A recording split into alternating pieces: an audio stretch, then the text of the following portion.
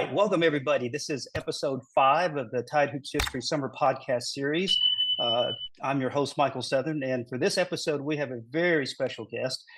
We have a esteemed media member who has a much better history or view of history for basketball in this state than even I do, because not only does he know Alabama basketball, he knows UAB, he knows Auburn, he knows them all. So this is a conversation I've been looking forward to having because Kevin, the way I look at things right now, you and I were able to watch what I considered the golden era, which was the 80s for basketball in this state.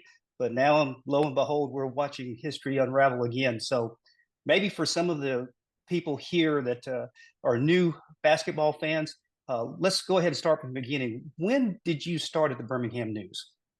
Sure, Michael, and it's good to be with you. And it just occurred to me, if that was the golden era, does it mean this is the platinum era? What's above gold? What's above gold? Because it's pretty special what we're experiencing now. But it's not unprecedented, as you said. I started as an intern at the Birmingham News in the fall of, I'm going to date myself, 1984. Oh, that's not dating yourself. And it was after Charles Barkley had just played his last season at Auburn. Okay. To put it in perspective. So it was a while ago, but I did my internship at the News as part of my graduate program in journalism at the University of Florida. And then from there, they hired me full time. And so it was the next year, my first full year at the News, that they gave me an opportunity to write, to cover Auburn as a beat writer. Didn't know what I was doing. I had plenty of enthusiasm, very little knowledge, and almost no experience. But it was something special that I was lucky that I got a chance to do. Now, so when you were covering Auburn as a beat writer, I assume that's the full gamut. You were doing football and basketball. Now, yes, that was all Auburn sports. The way that we did it at the time at the Birmingham News, we had one reporter assigned to cover all of Alabama sports, one assigned to cover all of Auburn sports, a UAB beat writer. And so we had an opening for the Auburn spot, and they gave me an opportunity, which they didn't have to. I didn't have any experience, but like I said, I had a lot of enthusiasm. I was eager to learn, and I loved college sports. So it was the perfect scenario for me to get my feet wet. Well, I say get my feet wet. I jumped in the deep end right off the start covering the SEC. Well, let me ask this too. So obviously Alabama is a college football driven state, no doubt about it. Never changed, and that's the case. But you have a passion for basketball. It's well known. So how did you develop that? Why basketball? Why do we perceive you, why do I perceive you as the champion for college basketball in this state? I think because I was a rarity in that I had as much passion or more passion for basketball as I did for football. And that's just the way I grew up in Pennsylvania. You know, whatever was in season, that was the sport that you played, that you watched, that you were interested in. And I've always been a basketball fan, going back to growing up 90 miles from Philadelphia and being a Sixers fan. I also was a Knicks fan. Walt Clyde Frazier was my favorite player. I wore green Pumas as a sophomore in high school because Walt Frazier wore Pumas for the Knicks. I was a big college basketball fan. Loved David Thompson and NC State that year that they beat Bill Walton and UCLA and to go on and win the national championship. And, you know, I used to shovel snow off the driveway in the park at the end of the street in Pennsylvania so I could get some shots up in the winter because I didn't have access to an indoor gym except when I was on playing on a team.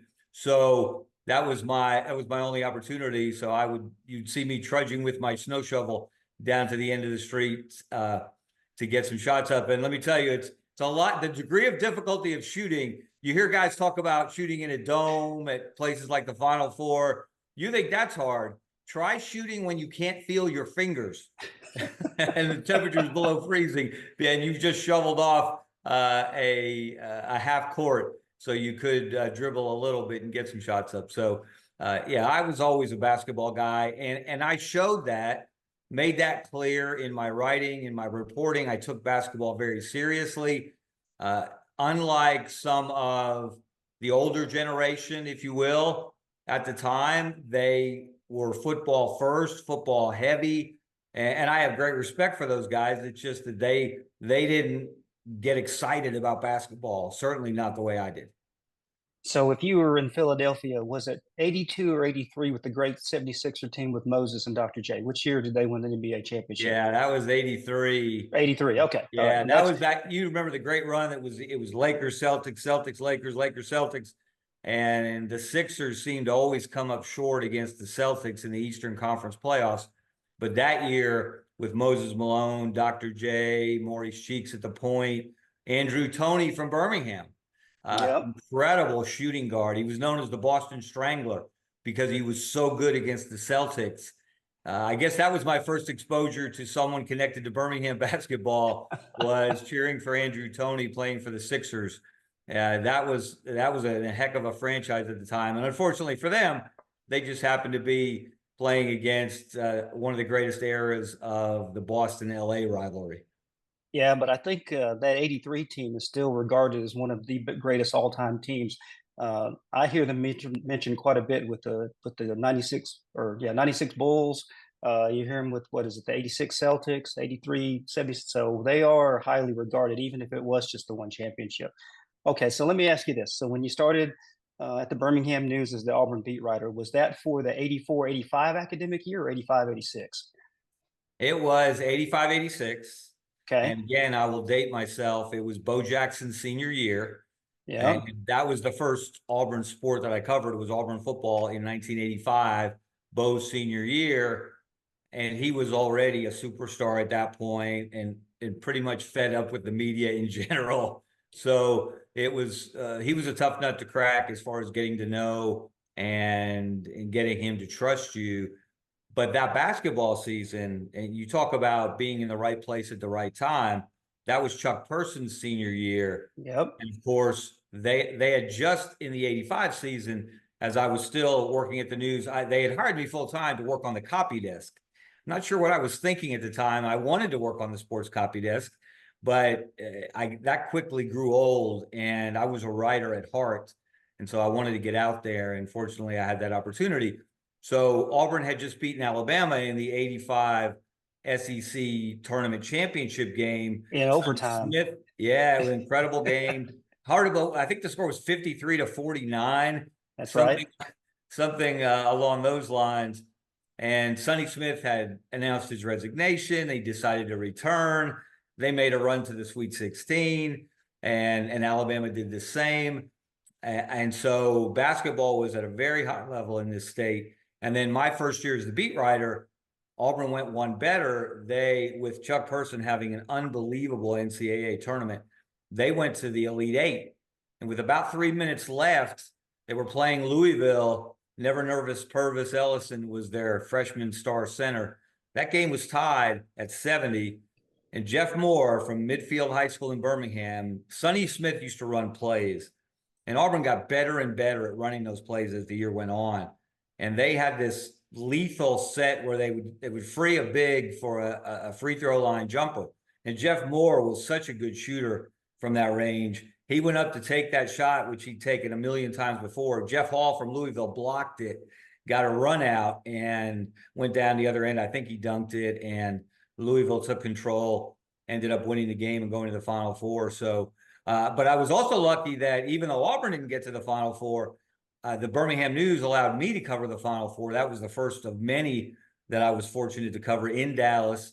Louisville and Never Nervous Purvis won the NCAA championship. They beat Duke. They beat Duke, Mark Allery. Of course, Coach K was the coach. Louisville made it, I'm sorry, LSU with Dale Brown, a very unlikely Final Four team that year. I think they were the lowest seed ever, 11 seed at that time to get to the Final Four. One of Dale Brown's patented motivational hurrahs, and he got that team playing at a high level at the right time, and they made it to the Final Four, but Louisville ended up winning it. But what a revelation that was, to get to cover the Final Four after watching it for so many years from a very young age. And now I get to be there, and I get to talk to the players and coaches, and I get to see this high level basketball. And that just fueled my passion for the sport all the more. So I would say that's a pretty good career start. The fact that you're 1 year into it and you're not only covering your home, the team that your beat team gets to the Elite Eight, but then you get to go to a Final Four. So that's a great start to a basketball career. Now, I want to back up a little bit to the '85 season. So yes, I remember Auburn won the SEC tournament at the BJCC at overtime. Alabama, there was a go. I know Jim Farmer is going to hate me to say this, but he missed free throws that could have won it. There was a charge call, I believe, too. So there was all kinds of shenanigans and crazy things that happened. But what I remember, for me, the formative years of Alabama basketball started in '82. I was about 12 or 13. It started with Enos Watley. And then from that era, I grew up, 82, 83, 84, 85, 86, of course, 87. I went to school in Alabama. To me, that run during the '80s, as we were joking, I always considered that the gold standard for college basketball in the state until obviously these last 5 years. Um, Let me get your perspective on that as someone moving into the state. You got to see a lot of talent. And one of the things that always impressed me, Kevin, was a lot of that talent was homegrown. Now, you had some players from Mississippi, Florida, and Georgia, but Chuck Person, Alabama, Charles Barkley, Alabama, Jeff Moore, Alabama. Then at Alabama, you had Enos Watley, Bobby Lee Hurt, Buck Johnson, all from the state of Alabama. Um, what did you think about college basketball overall in the state at that period that you were here? Well, it was at an incredibly high level. And as you mentioned, that was one of the things that I think enhanced everybody's interest. Was there were so many local guys, so many players that people had seen play in high school. And really that goes back to, go back to the '70s with C.M. Newton as the head coach at Alabama, and Wimp was his lead recruiter, top assistant. And Wimp, I've known him for years. We've become friends. We weren't necessarily friends when I was writing about him, but that's part of the territory. But he always said they wanted to get the best players out of the state. Start in Birmingham, and how many great players did they get out of the Birmingham era over the years, and then go beyond. Anybody that really could play in the state, they wanted to get them. And they did a great job of that in getting those guys to Tuscaloosa. And so you had that homegrown talent. And then you add on top of that, and Auburn was just coming into its own, really. Took Sonny Smith a while to get that program rolling, but he had them at a very high level. And then here comes Gene Bartow. One of the most amazing stories, and I don't know that it ever got the full appreciation inside the state. Maybe it had more appreciation outside the state. To come to the football capital of the South, to leave UCLA, first of all, after being chosen as the man to succeed John Wooden and having 2 successful years, well, successful by most standards, not necessarily by John Wooden UCLA standards. Gene's first year in Westwood, they got to the Final Four. The next year they didn't. And he was not cut out for that intense 24/7 spotlight that was on the UCLA coach, especially following that incredible run under Wooden. So Gene wanted a fresh start.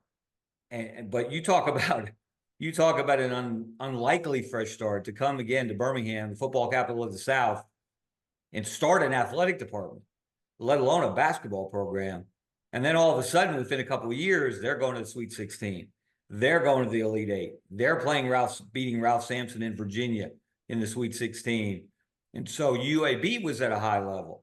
And so now you've got 3 programs that are doing incredible things. And then you go to South Alabama and what they were doing at the time.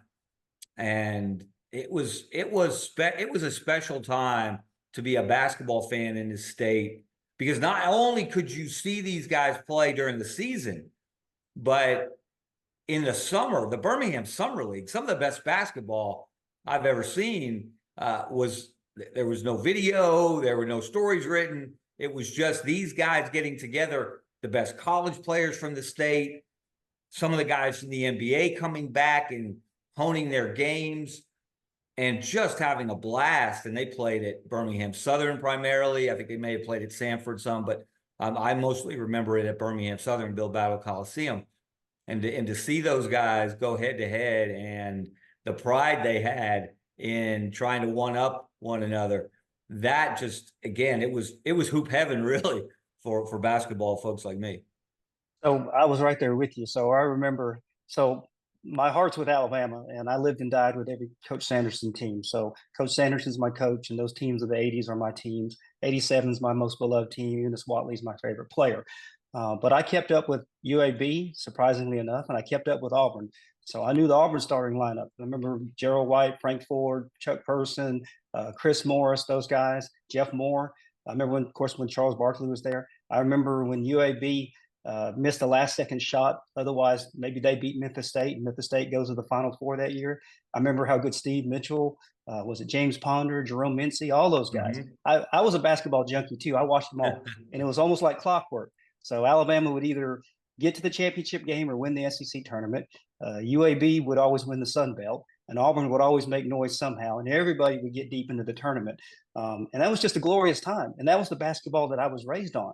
And that's what I expected would last for a long time until it didn't. Let me ask you this. Were you surprised that a state the size of Alabama, which was even smaller back then, for that glorious maybe 10-year period could produce such high-level talent? Well, and I had a different perspective, obviously, growing up in Pennsylvania. And I was born and raised there, graduated from high school there, was enrolled to go to Penn State.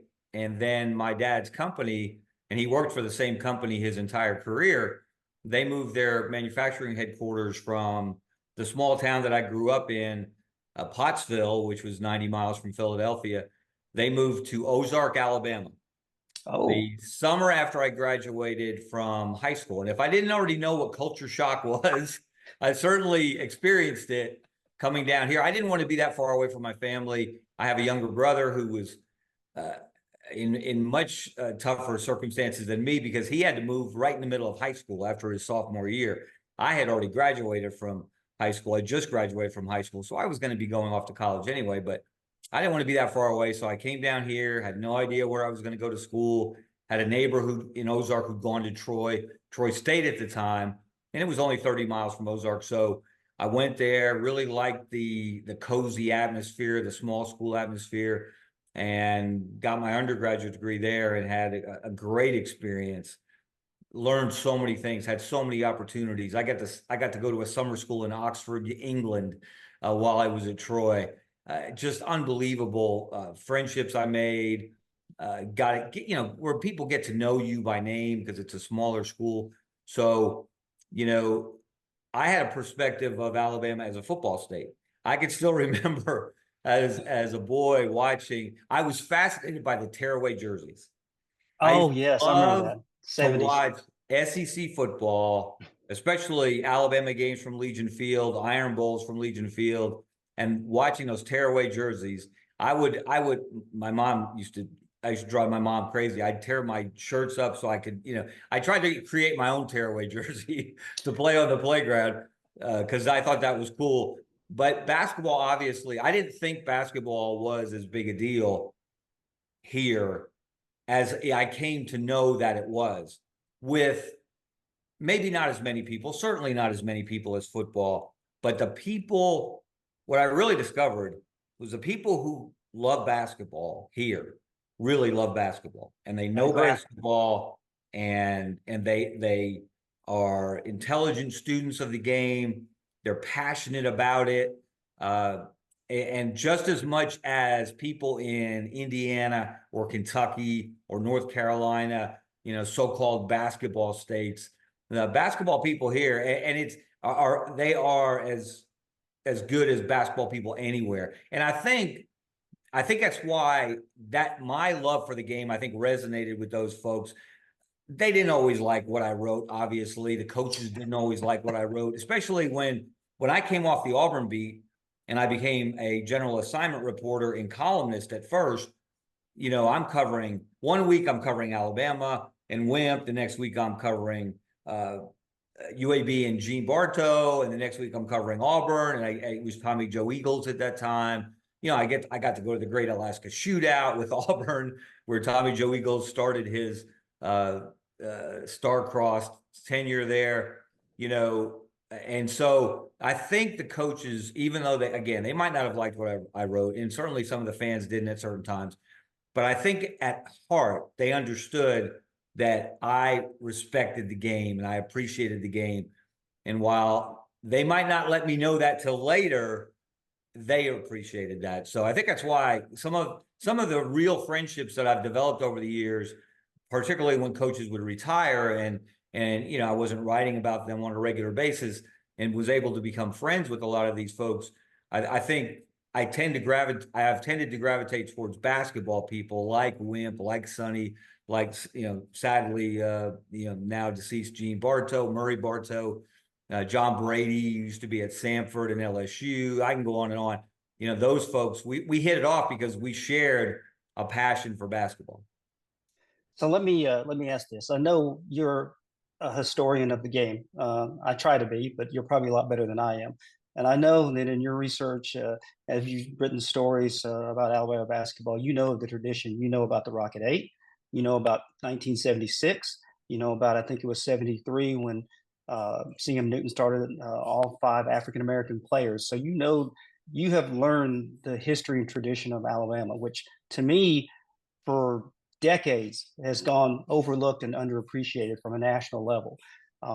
Why do you think that was? Is it all because they never got to a Final Four? Why do you think, or at least, I don't know, maybe I'm being paranoid, but that's the way I always viewed it, that Alabama was always overlooked and underappreciated for the accomplishments in basketball? Well, I think your perception is right on. And look, stereotypes are easy, right? You think if you're in California or Texas or wherever, especially Texas before Texas A&M joined the SEC, you think Alabama, you think football, because especially the University of Alabama, because of all those national championships. And that's a natural and logical thing. But, the idea that you can only be good in one sport or you have to focus on one sport to win championships, obviously, that's been proven wrong over and over again. So I just think it was too easy for people to think of Alabama as a football state. And again, the accomplishments of, Bear Bryant and then later Nick Saban did tend to overshadow what the basketball programs were doing. But you hit on some highlights. I got to tell you, Michael, this past December was the 50th anniversary of that 73-74 Alabama basketball team. And it was December 28th of 1973 that Alabama became the first team in the SEC to have 5 black starters. And they were all homegrown guys. They were state of Alabama guys: Leon Douglas, Charles Cleveland, T.R. Dunn, Booney Russell, Ray Odom. Those guys, we had 3 of those guys at the Birmingham Tip-Off Club. And Leon Douglas, who I always found, and I got to know Leon some through the years, people talk about gravity, individuals having gravity. Leon Douglas has gravity. When he talks, I want to hear what he has to say. And I don't always like what he has to say. Some people might not always like what he has to say, but he's very thoughtful in his memories and what that time meant to him. I learned, for example, at that meeting, and I've done a story in 10 years ago, I did a story for the Birmingham News about that team on the 40th anniversary, talked to TR, talked to Leon and some others, Wimp, of course, CM at the time, what that team meant, what they accomplished. And Leon said, and we were doing a roundtable, and we had Leon, Ray Odom, and Booney Russell. TR couldn't make it. And of course, Charles Cleveland has passed away. And right in the middle of it, we're sitting on stage. I'm the moderator with these 3 all-time great Alabama basketball players.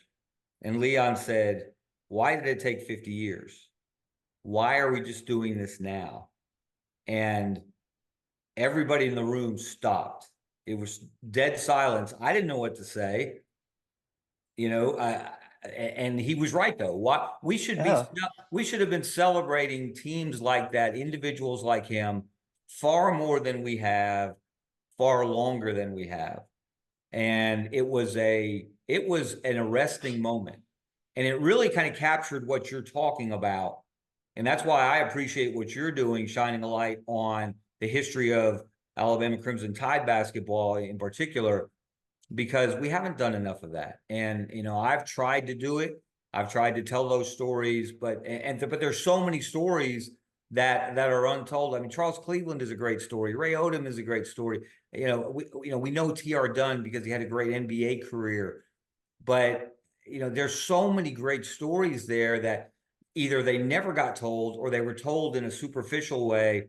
But we should honor that team on a regular basis, because I don't know that people appreciate. We got a taste of it with the MLB at Rickwood and Reggie Jackson talking about what he experienced in his year in the minor leagues in Birmingham with the Birmingham A's back in 1967.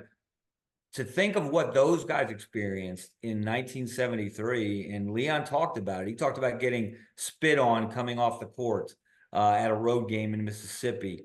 Some of the things, the names they were called, some of the reaction that CM Newton got. I mean, it was pretty ugly, for those guys to, you're a college student, you're trying to make your way in the world, you're trying to be successful at a very competitive, high profile sport, and you have to put up with that garbage as well. Those guys are heroes in my book, and I have so much respect for them. And then of course Wendell Hudson, go back to him, and Henry Harris at Auburn, who sadly lost his life at a young age after breaking the color line at Auburn with that basketball program. It's just those are great stories, and sometimes sad stories, but those are stories that have not gotten enough run, and we should do everything we can to make up for lost time to tell those stories, because again, there have been some incredible individuals that have overcome great obstacles to be great at what they did and just to play the game they loved. Well, I didn't realize until you just said that what Leon said during the roundtable, that was the first time they ever had a commemorative anniversary of it, and it took 50 years. That's surprising. I would have thought something like that would have been every 10, 20, 30, 40, 50, like anything else. So that's somewhat disappointing. So, well, they had done something. I think there had been some recognition, but I think that may have been the first time the Tip-Off Club oh, okay, guys together in that kind of a roundtable setting, and basically, I asked a few questions, but I just kind of, got them to talk and tell stories. And here's a great story that I never heard before that day. Leon said early that season, he had his bags packed. He was going to transfer. oh, because CM, for some reason, wasn't starting him and was bringing him off the bench because CM thought that was where he was most effective at that time. And Leon wasn't happy about it. And so he actually had his car packed. He was going to transfer to Washington State, where George Raveling was the head coach. And Leon was good friends with longtime Birmingham high school coach Willie Scoggins. And Willie was not a fan of Alabama basketball. So he was kind of pushing Leon, like, you're not appreciated here. You need to go somewhere else. He had a good relationship with George Raveling through Nike.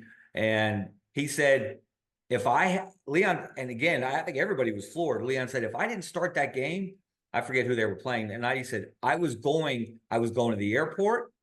Coach Scoggins was going to drive my car to Pullman, Washington. oh, wow. And I don't know. I never got an answer. And of course, CM has passed on, but I don't think I've asked Wimp this yet. Did they know that? Because that night, Leon said he was surprised. They announced the starting lineup, and he was in the starting lineup. Wow. I So, couldn't imagine. Yeah. So he didn't transfer, obviously, and fortunately for the state of Alabama and for the University of Alabama, he didn't. Well, again, remember, Leon was the rock those three SEC championship teams were built around.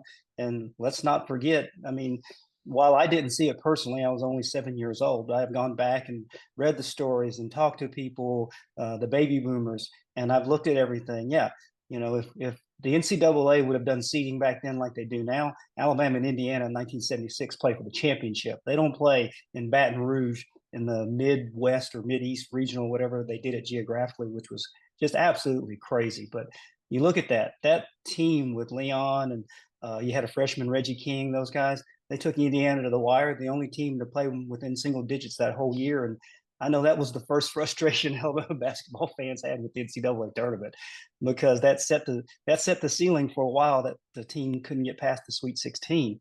Let me ask you this about the 80s. So I know you mentioned that you changed and you became general assignment. You were covering the biggest basketball game, but of course, I know you were aware of all three programs.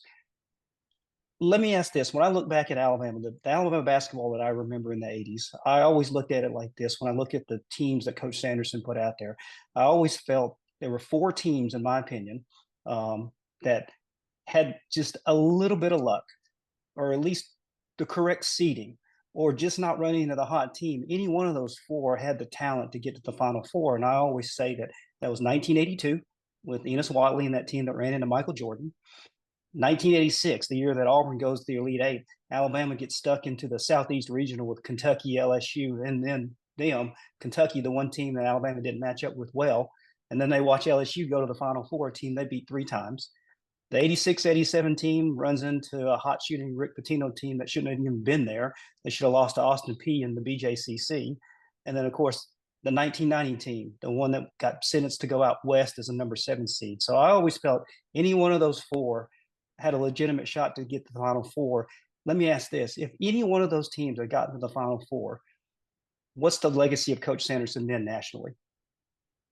Wow, that's a very good question. I think within the business, Wimp is and always has been highly respected. I think other coaches know how good a job Wimp did, that he was elite. It was easy to overlook, I think, his basketball knowledge and his sideline adjustments, his preparation, his recruiting, because of the plaid coats, because of the scowl, because he was so animated on the sideline. Although he rarely, if ever, got technical fouls, Oh, he didn't. You're right. He looked like he should have gotten a technical foul about every 5 minutes. But that was all. First of all, that was part of his demeanor. Sometimes he did it for effect, and obviously the plaid jackets, the plaid palace. Trying to get people excited about basketball, to show up and support the team, not to show up to see the team that was coming in, whether it was Kentucky or someone else with a great player, but show up to watch Alabama basketball. And so I think for a lot of people, again, you take superficial snapshots of people, and Wimp looked like a character, not unlike in a different way, but in a similar vein as Jim Valvano, who was, known as a character. He was a funny guy. He told stories. He was, and I don't think people respected his basketball knowledge and ability as a coach until they won that national championship with that incredible run in '83. And I think Wimp is somewhat in that category. Had he broken through, and look, any one of those teams you mentioned were good enough not only to get to the Final Four, but win the national championship. They just never did. And so I think people didn't give Wimp the full due that he had earned as one of the best basketball coaches in SEC history. People forget. I forget which it might have been the Lexington Herald Leader. Somebody did a poll. Somebody designated, a team of the '80s in SEC basketball, and Wimp was named the coach of the '80s, the entire decade in the SEC, and fully deserved it. Think about that. Think about the guys who were coaching in the SEC in the 1980s. You had Hugh Durham, Dale Brown, Sonny Smith, et cetera. And then the guys at Kentucky, Eddie Sutton, Joe B. Hall won a national championship in '84. It's just, it's amazing. They didn't win the national championship in '84. They won it in '78. They got there in '84. But Joe B. Hall obviously won a lot of games with Kentucky, and then Eddie Sutton did as well. And then until the Emory Express envelope popped open, unfortunately for them. Of course, that ushered in the Rick Pitino era, which turned out to be a blessing in disguise. But for Wimp to be named the SEC Coach of the Decade shows you how much respect he had by people who know basketball. So the 86-87 team, as I mentioned, will always be my favorite team. And that was probably the first time I really broke down in tears when they lost to Providence, because I thought finally this team is going to break through. When you said that coach was voted team or the coach of the decade, you said by the Lexington newspaper. So I want to say I'm not sure about that, but it was a media outlet, I believe. Okay. That created that designation, and it was a respected media outlet. And obviously, the Lexington Herald leader Jerry Tipton covered UK basketball for a long time, did a fantastic job, and it was eye-opening again for the Alabama basketball coach to earn that honor. When you look at the competition, you look at the guys, legends at all of these schools that were working at the time, and yet people took it for granted that Wimp was going to, every other year, they were going to win the SEC tournament. They were going to go to the Sweet 16. It was a given. And I think because it's almost as if he was cursed by his own consistency. They were so good year in and year out. They had great players.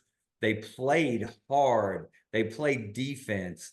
They crashed the boards. They did all the dirty work that you have to do to win at a high level. And so you didn't wonder if Alabama under Wimp was going to make the NCAA tournament. You only wondered, okay, what seed are they going to get? Where are they going to get sent? And that 86 team, for three SEC teams to be sent to the same region in Atlanta. You talk about just bad luck. That was it. And really the worst team of the three, LSU, as we said earlier, that was the first Final Four I covered. That LSU team got to the Final Four. They weren't as good as Kentucky. They weren't as good as Alabama. Nope, they weren't. Alabama beat them three times. Yeah, you got hot at the right time. Alabama had beaten LSU three times, and Kentucky had beaten Alabama three times going into that Sweet 16 matchup, and then they beat them for the fourth time. And then LSU just comes out of nowhere and beats Kentucky. And I remember watching that game when LSU won, and I'm like, why couldn't it have been Alabama playing LSU in the Elite Eight? That 86 team could have gotten there with Buck Johnson. And then again in 87, I thought for sure they were going to make it, as well as that team played 16-2 in the SEC. They just rolled through the first two rounds of the NCAA tournament. All right, I need a funny Wimp story from you, because I've had the pleasure of getting to know Coach Sanderson personally these last 6 months, and he's been so great to me. He has been gracious. He has helped me with the stuff that we're doing on the X account. He did the first podcast with me. He invited me to his house during the season. So I do want one funny story. What was the one thing that Coach really got after you about? Well, I'll tell you one he got after me about. I'll give you a quick one where he was kind of a neutral observer of another coach getting after me. And so when Hollywood Robinson was a freshman, I wrote a column and said essentially that, he was the opposite of Wimp in so many ways in personality. Whereas Gary Waits, if Wimp had an alter ego as a player, it was Gary Waits. I thought, I even wrote at the time, I thought Gary Waits had the same scowl as Wimp Sanderson. He was as serious-minded a player. He was at point guard. All kinds of adversity. He was the perfect Wimp Sanderson point guard. Unselfish, got guys involved, got after guys. Hollywood was a very different personality. He's blowing bubbles, dribbling down the court. He has no conscience. He's shooting from wherever he can get an open shot. Sometimes not when the shots weren't open. He's firing it up. And so early in Hollywood's freshman year, I wrote a column saying Wimp was going to have to adjust to coaching him because he was different. And I'll never forget, back in those days, there was a newspaper, there was a Birmingham News. I remember. Wimp, unlike coaches, I always respected Wimp because he was straight dead honest. You know, a lot of coaches, they used to say, well, I don't read the paper, or I don't read the web. I don't read. Oh, he reads everything. Right. Oh, Wimp read it and he let you know about it. That morning, I don't know what, I was not an early riser at that time in my life. And I don't know, it might have been 5:45, it might have been 6 o'clock. My phone rings, and it's not a cell phone. This is before cell phones, obviously. So I get a phone call, and Wimp doesn't say, hello, may I speak to Kevin? Good morning. He just starts in on me. If you think that after all the years I've been in coaching, that I'm going to adjust for a freshman, you are out of your cotton picking mind. And so now I'm not even fully awake. Now I got awake really quick as Wimp was coming after me. So he's yelling. Now I get my back up and I start yelling back at him. And it got to the point where he's yelling at me, you're an idiot. And I'm yelling back at him, you're an idiot. We're acting like a couple of 5-year-olds. And I don't know who hung up on who. This probably went on for 5 or 10 minutes, and we ended up hanging up on each other. But the thing I always respected about Wimp is the next day you could have those kind of blow-ups, and he could get really mad at something you wrote or something you didn't wrote, or where something was placed in the paper that you had nothing to do with, but it didn't give basketball its due. Whatever it was that made him mad, the next day you could show up in his office, and it was over. He didn't carry a grudge. It didn't linger. And he said what he had to say, got his point across, and he moved on. And he didn't shut you out. He didn't stop talking to you, at least in my experience. And like I said, I always respected him for that because he was very, very honest. And the other quick story, when another coach was very angry with me, was Gene Bartow. And this was at the time when we didn't have beat writers. It was I don't know who came up with this idea. It was not really a great idea. It was great for me because I was a college basketball editor, and I would cover Alabama one week, UAB the next week, Auburn the next week. And like you said, who's ever playing the big game. And so I'd be in Wimp's office one week, and then I'd be in Gene Bartow's office. Well, Bartow was furious with something I had written. I went to cover a UAB DePaul game back in the old Rosemont Horizon. And I didn't know he was upset with something I'd written. So after the post-game press conference, UAB loses on a Saturday night. And so I go to the post-game press conference. I follow Gene, as I usually would, out of the post-game because I want to ask him a couple of one-on-one questions before I go talk to the players. Well, we get out in the hallway, and he starts screaming at me. He gets in my face. Now, Gene Bartow's like your grandfather. He's jabbing his finger, and he's not touching me, but he's coming really close. And in my mind, I'm thinking, what am I going to do if Gene Bartow hits me or pushes me or jabs his finger? I said, what am I going to? So he is as angry as I've ever seen him. And so I say, Gene, I'm on deadline Saturday night. I don't have time for this. I'm going to go talk to your players. And Gene Bartow, I don't know how old he was at the time, but even then he seemed like a grandfather. He may have been. He spins on his heels, and he walks as fast as he could walk over to the locker room door, flings the locker room door open, and screams, nobody talks to Scarbinsky. And so I said, okay, that's the way you want to be. I'll go write my story. I kept saying when he was having his tirade, Gene, this is not the time or place for this. We, of course, later worked it out. But so that's a Saturday night. Now, the next week I'm covering Alabama. So I don't know what day it was, Tuesday or Wednesday. I'm in Tuscaloosa. It's not the day of a game. I'm doing some pregame stories, and I go to talk to Wimp in his office, and I'm thinking he's going to love this story. So I tell him the story of what happened with Bartow because, as we know, Wimp and Gene didn't always get along very well. Yep, that's right. To put it mildly, and so I'm telling Wimp the story, and one of the things that Gene Bartow had yelled at me, the thing that really made me mad, was when he said, you're nothing but an Alabama fan. He said, you come on these trips to tear my program down. Oh my goodness. And I'm like, Gene, come on, man. You know me better than that.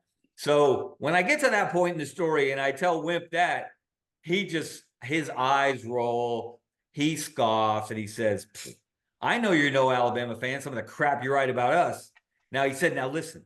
He said, don't you go writing something bad about me to make yourself look better with him. Now Perfect. that sounds That was vintage Wimp. that sounds exactly like something Coach Sanderson would say. That's so Yes. funny.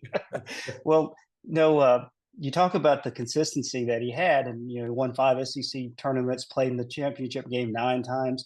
And you're right. Even me, I took that for granted. When they won the SEC tournament in 1991, Alabama didn't win it again for 30 years. It didn't happen again until 2021. And I think you and I had some Twitter exchanges before. I was referencing when Alabama had the great run last year with the #1 team. 10 years earlier, the state had no teams on Selection Sunday, none. It was a dark day. All 3 programs were just, I don't know, at rock bottom. So let me ask your perspective on this. And this is a weird take that I've always had. Part of me really actually appreciates the fact that Auburn went out there and hired Bruce Pearl, because had Auburn not hired Bruce Pearl and had Bruce Pearl not done what he done, which is turn that program around and get them to a Final Four, I don't think the Alabama administration cares or does anything to help resurrect Alabama basketball now. That's how I view it. How do you view it? That's an interesting perspective, and that was a risky hire at the time for Yeah, it Auburn. was for Auburn. Yeah. They had just opened that arena, the new arena, a couple years before. Tony Barbee did not work out, obviously, and so now you've got they were, as you talk about, no mojo. Auburn basketball was as dead as a program can be. There was no vibe, no mojo, no enthusiasm. Well, no, Alabama wasn't that far behind either now. Yeah, well, and again, look, Anthony Grant, and it's nice to see what he's done at Dayton, because Anthony was a genuinely, I always thought of him as a genuinely good guy. Oh, yeah, I agree. Who just, for whatever reason, It didn't fit. He didn't fit, and he was so bland, and so he was his opposite from a personality standpoint. He was probably the polar opposite of Wimp, and it wasn't that he didn't care. He cared immensely. He worked his tail off. It just didn't work. So yeah, basketball in this state there was not a lot of buzz at that time. So for Auburn to hire Bruce Pearl while he still was under a show cause from his time at Tennessee, that was a gutsy move, and I likened it at the time. I can still remember the introductory press conference, which was more of a pep rally in the Auburn arena, and you just knew that guy was going to get it done there. And I likened it to Alabama hiring Nick Saban in football. You got a proven winner. You got a guy who was going to excite your fan base. He was going to recruit at a high level, and he was eventually going to win. Now, Auburn basketball didn't have the history that Alabama football did. Not a lot of people had won there at a very high level. Sonny had a great run, 5 straight NCAAs. Cliff Ellis had a nice run, a couple of Sweet 16s, that great 1999 team with Chris Porter and Doc Robinson that I thought should have been a Final Four team. They got beaten in the Sweet 16 by Ohio State. But they had not. Auburn basketball was traditionally one of the worst programs in the SEC. So Bruce Pearl, you just knew he was going to get it done, and that was going to be a challenge to Alabama. And again, personality shouldn't matter; it should be about results. And Anthony Grant was hurt on both ends. His teams were good, but not good enough. They were not very exciting to watch. And so now you've got this. Now you've got the band leader, the carnival barker. Bruce Pearl's taking his shirt off at football games. He's going into classrooms trying to get people excited about a game that night or buying season tickets. They're doing a Midnight Madness on the square in Auburn, and he's doing everything he can. He's selling the game while he's coaching his team, and so Alabama was not going to be able to. They weren't going to be able to continue with no buzz around their program, because Auburn was going to create buzz. And even, it took Bruce a while, but his first SEC tournament, they won 3 games. They were not good, and they got on a roll. They won 3 games. They got to the semifinals on Saturday, and it was pretty amazing what they did. And that was just a glimpse of what they were going to do. So, Alabama, they took a shot. If you'll remember when God bless Bill Battle. I still remember after he introduced Avery Johnson, of course, they went after the guy at Wichita, Greg Marshall. Not McDermott, Yeah. Marshall, Greg Marshall. Yeah, Wichita State. That's right. Yeah, he was a nut. Let me tell you, from his days, I can remember from his days at Winthrop in the Big South, and when Birmingham Southern went D1, and they were very successful under Dwayne Rebold, one of the best basketball coaches this state's ever sseen. Another good friend, now helping out Bucky McMillan at Sanford, and you see what they're doing. But I remember everybody thought it was basically his job to turn down. Marshall's job to turn down. And they flew out there. I think Finest St. John went out there from the trustees, and Bill Battle went out there, and they didn't throw the kitchen sink at him, but they made a pretty impressive offer, and he said no. So they ended up hiring Avery Johnson, and there was some excitement getting an NBA guy who been part of an NBA championship team, and been with the Spurs as a player, and he had some enthusiasm about him, but obviously that didn't work out the way they hoped it would. They had a great, not a great season, but a good season with Colin Sexton, and he was pretty exciting, obviously, to watch. But that wasn't going to get it done. And so Greg Byrne now, and I was going to mention Bill Battle, when they introduced Avery Johnson, I'll never forget being in Tuscaloosa for the press conference, and then I was doing a radio show in Mobile at the time, and I had Avery on from Tuscaloosa after the press conference, and I had Bill Battle on. I'll never forget after the interview, Bill saying, "Boy, I hope I don't ever have to hire another coach, and I hope Coach Saban stays around for a while," because he was mentally and physically exhausted from that basketball coaching search. He wanted no part of a football coaching search. If Nick Saban had decided to retire or move on during his tenure. So Greg Byrne was the right guy to go get the right guy.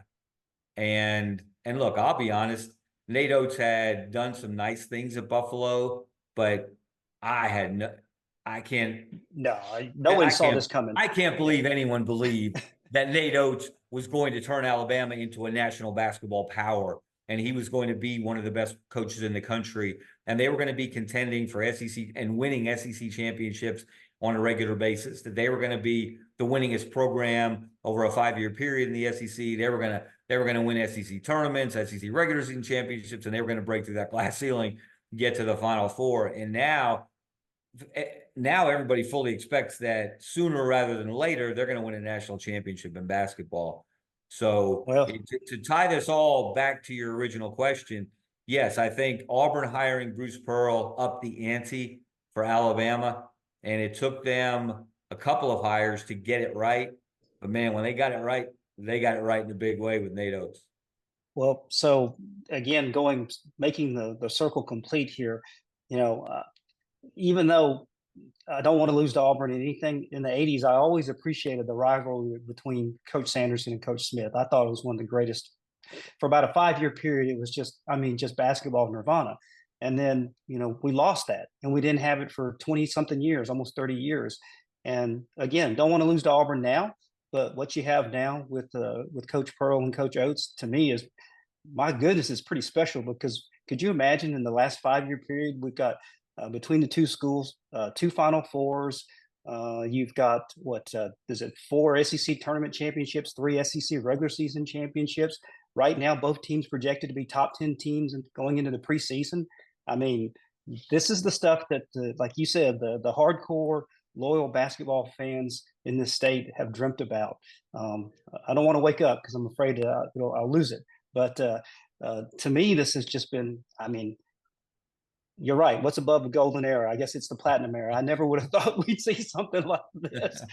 And from your vantage point, how much satisfaction are you getting out of seeing the state deliver and become nationally renowned and respected now? I mean, you've got these projections again and again, I'm going to include Auburn reluctantly, but you've got Alabama and Auburn right now, right there with a great rivalry for championships, for players, and even on a national stage. Well, it's it's special. It is the best run that we've had in basketball in this state in the long time that I've lived here, certainly the Yep. long time that I've worked in this business. Again, 2 Final Fours. And if you go back to 2018, Auburn has 2 regular season SEC championships and Okay. 2 SEC tournament championships. Alabama has 2 SEC regular season championships and 2 SEC tournament championships. They both have a Final Four. Both been ranked number 1. And both have been ranked number 1 in the country. Yes, Yep. add that to the brag bag, to use an old Mike Sly phrase. It's amazing. And I've always been known, in the sports media profession as a basketball guy. And so it's funny, people I've known, friends, colleagues, it's like they are happy for me that because they know how hard I've worked to shine a light on basketball in this state. And so to see this come around, it's almost like it's come full circle from the 80s and gone beyond when I started this business, and it's like they're happy for me, that I get to see high level basketball in this state on a regular basis. And that it's happening not just at Alabama and Auburn, but look at what UAB's done under Andy Kennedy. Yep. Winning 2 conference tournaments in 2 different conferences to get to the NCAA tournament, winning, 101 games since he's been there. I think they're 9th in the country in wins since he's been there. I think they have the same number of wins as Alabama, going back to 2020, if my numbers are right, overall wins. And so Andy's got that program at a high level, and they are going to be really good again with the guys they've got coming in. Yax Lindebor coming back, he may be one of the best players in the country. I got a chance to watch him last year. And then what about Sanford and Bucky McMillan? Yep. Bucky's a winner. I've known Bucky since he was a player at Birmingham Southern for Dwayne Rebold. And it was only a matter of time after all the success he had at Mountain Brook that somebody was going to see that he could do the same thing on the college level. And it was Martin Newton, CM's son, now the athletic director at Samford, longtime athletic director now at Samford. He saw the wisdom in bringing Bucky to the college level. And man, has it paid off. And hashtag all ball, man. They should have beat Kansas in that NCAA tournament. That was to me, even though they called a phantom foul, that was the play of the NCAA tournament. What Staten McCray did, AJ Staten McCray did, that chase down block, that was more impressive than LeBron in the NBA Finals. Against the Warriors. Yeah. The play he made in that moment. And if they don't call the foul, and there was no foul. It wasn't. I agree. Stanford has a 5-on-4, down 1 with 14 seconds left. And I asked Bucky later, I didn't get a chance to go. And, that's the one thing about if there's a drawback to all of this, it's I don't want to go to a site to watch 1 or 2. Well, since they sent 3 teams to one site, I don't want to miss the others, So I didn't go to any of the NCAA tournament games this year because I wanted to see them all. But that was the play of the tournament, and it's a shame that it wasn't rewarded. And Bucky told me later, I said, what would you have done? Would you have pushed it with the man advantage? Would you have called timeout he said, oh no, we're going. And that's Bucky's mentality. Attack, offensively, defensively. They were going to go and press the advantage and try to score. And if they scored, then play defense and try to shut Kansas down. But what they're doing, what UAB's doing, what Alabama's doing, what Auburn's doing, it is as good as basketball has ever been in this state. And that is saying something because for all of the narrow-minded perception of Alabama as a football state, the basketball tradition here is pretty special. There have been some all-time great players, all-time great coaches, and you and I have been fortunate to get to know a lot of those folks. And that's why if you love basketball, I always told people this. People said, why would you – Chuck Culpepper, I don't know if you know who – he's a great longtime sports journalist, fantastic writer, used to write for the Lexington Herald Leader. And Chuck's favorite sport is football. my favorite sport, writing for the Birmingham News, is basketball. And Chuck used to say, man, we should change jobs. You should come work in Lexington. I should go work in Birmingham. And people would say to me, why are you in Birmingham? If you love basketball so much, I said, you don't understand the quality of basketball here. I said, yeah, there's great football here, and I love football too, but basketball is my favorite sport. And the high level of basketball that we get here at so many levels, at so many places, and not even talking about the high schools and what's happening there ever since they brought the state Final Four to Birmingham. One of the most brilliant moves that has moved the game forward that this state has ever made. So I said, this is a great place for basketball. It's high level football, it's high level basketball. And I always said, one day before I'm gone from this big blue marble, I'm going to see a team from this state get to the Final Four. And then, of course, Auburn did it, and I wasn't able to get there. My younger son had just broken his hip in a middle school track meet doing the high jump, and he had this monstrous brace on. We thought about road tripping it to Minneapolis. Unfortunately, they went to Minneapolis, and then I wasn't able to get there this year. I had another personal reason, and of course, unfortunately, it was in Phoenix. I don't know why either one of these couldn't have been in Atlanta, which would have made it a lot easier. But anyway, where is it? San Antonio this next year. I have a feeling. Yeah, San Antonio this year. Yeah, and I've covered a Final Four there. The Riverwalk is really cool. The Alamo, of course, great history there. So I have a feeling there might be a lot of reasons for folks in this state to get to San Antonio come early April next year. Well, you never know, because the NCAA tournament, there's so many things that go into it.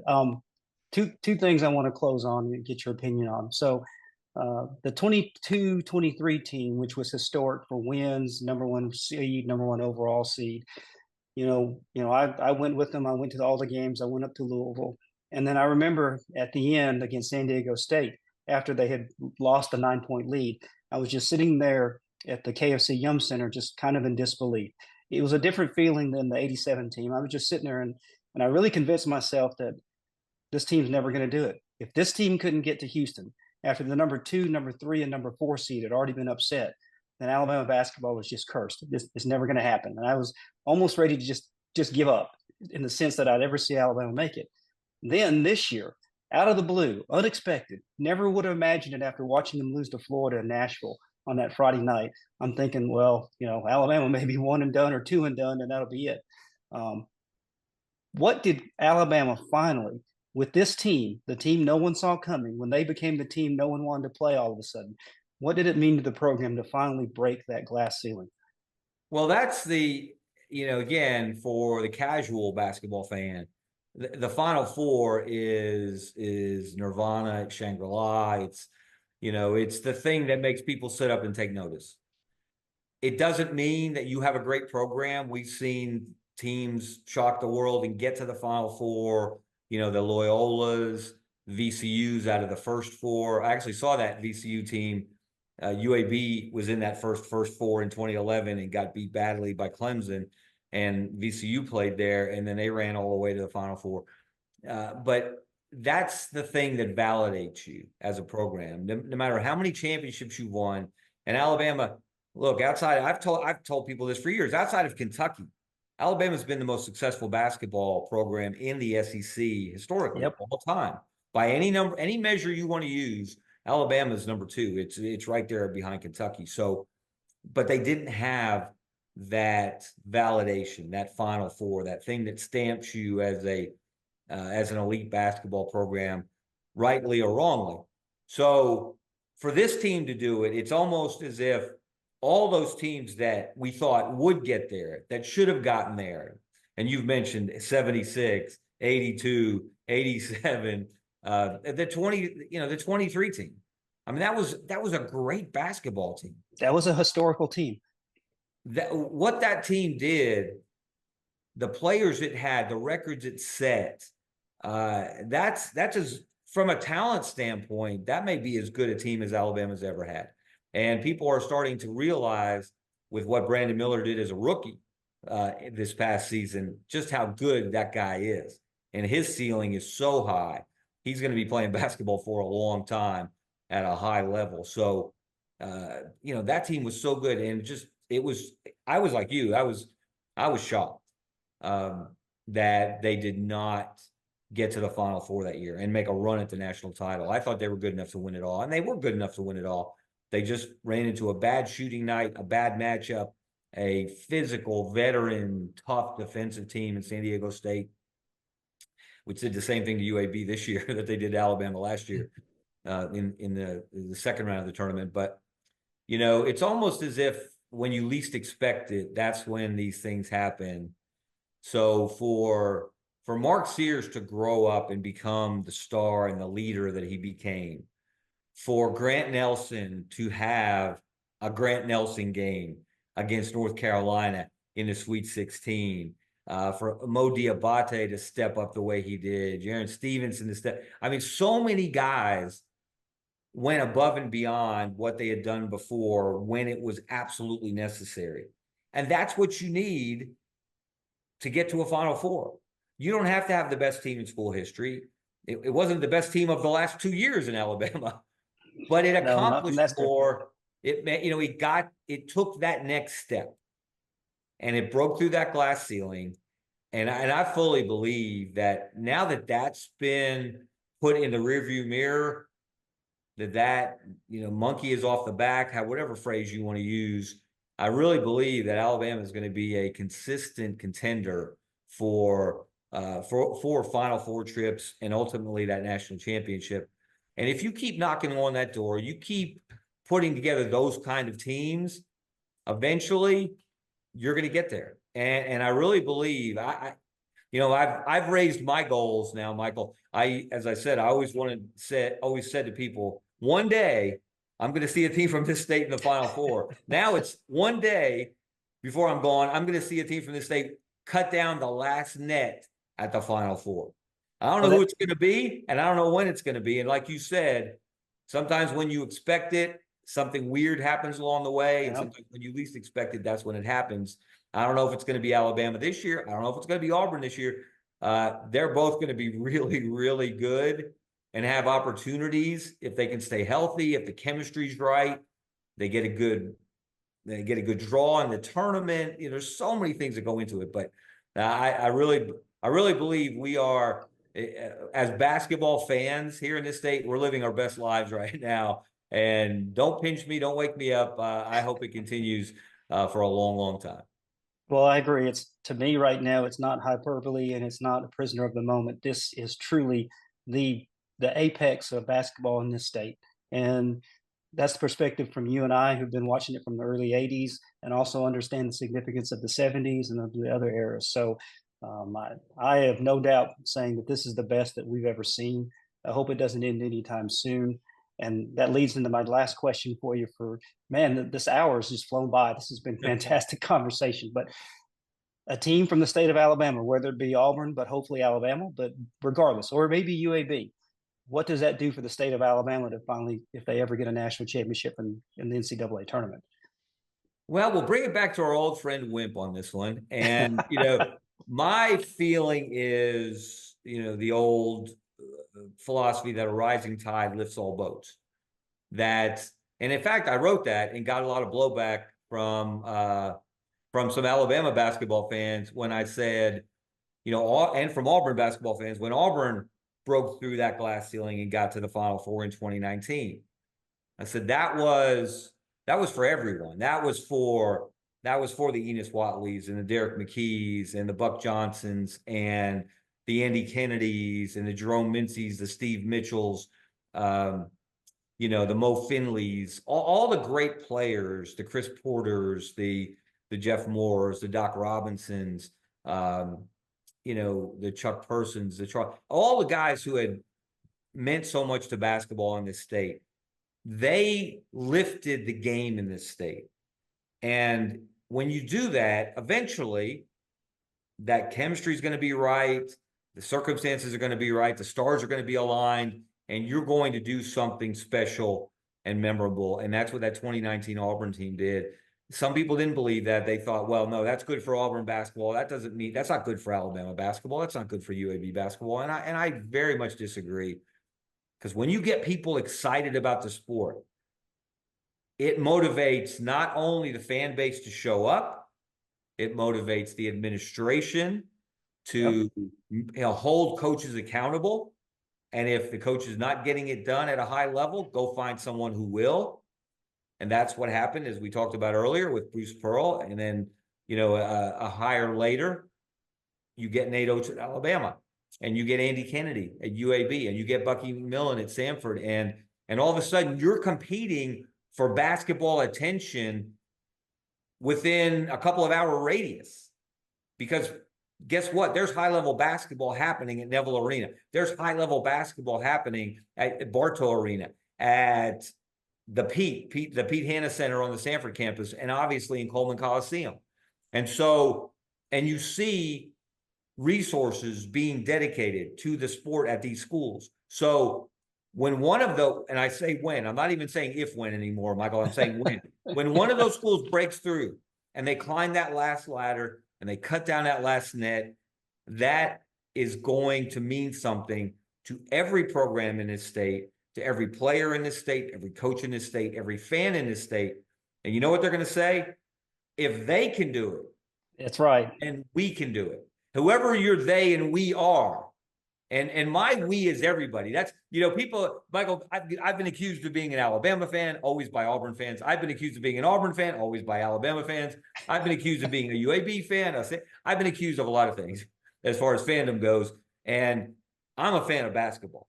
And I am genuinely excited when anyone in this state does something special. I want them all to do special things. So my we is everybody.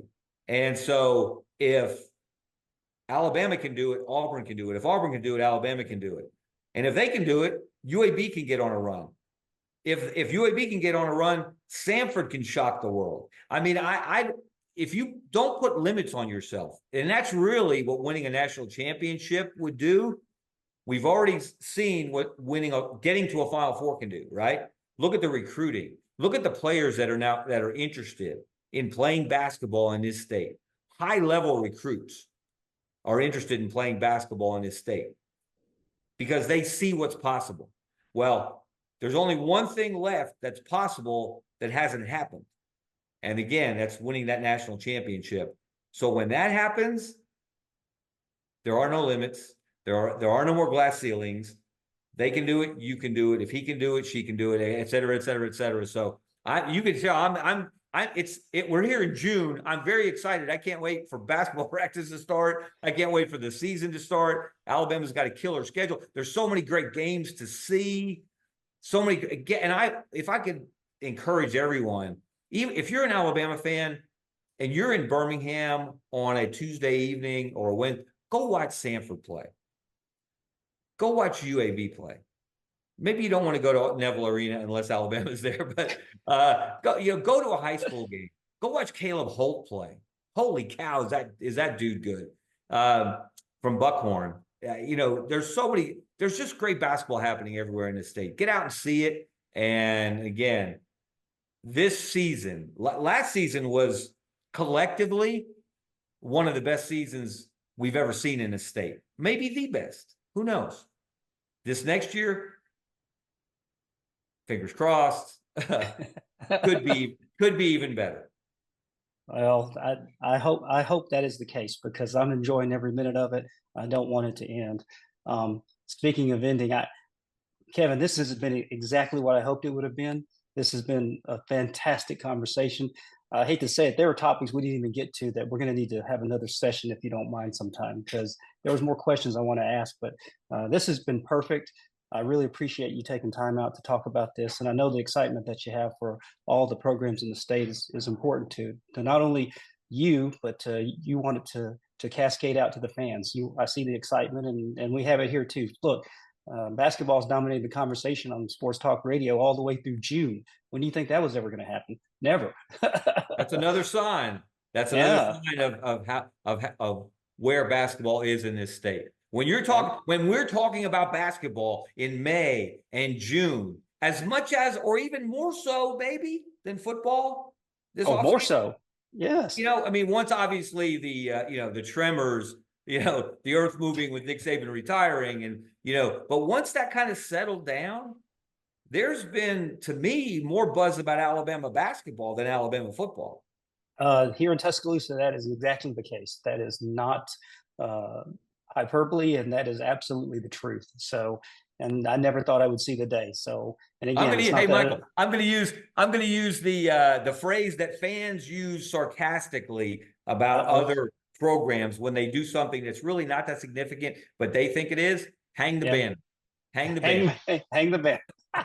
Well, they'll be hanging a banner in Coleman this fall, so that they'll be hanging a new banner for this fall. One that is no lie that fans have waited their entire lives to see. So they will be raising that banner this fall, and I'm looking forward to it. Kevin, thank you, my friend. I really appreciate this. This has been outstanding, and please let's do this again sometime if you have opening your schedule sometime. I would love to do it, Michael. Again, thank you for the invitation, and thank you for what you're doing to shine a light on basketball and to remind people that Alabama basketball didn't start in 2000 when it didn't start a few years ago when Nate Oats showed up. That's a proud program with a proud history, and I'm glad that you're shining a light on it. Well, I appreciate it. And again, thanks again, Kevin, and that. But again, have a great night, and this has been so much fun. And again, I really appreciate it. Sounds good. You take care. All right. Thanks, Kevin.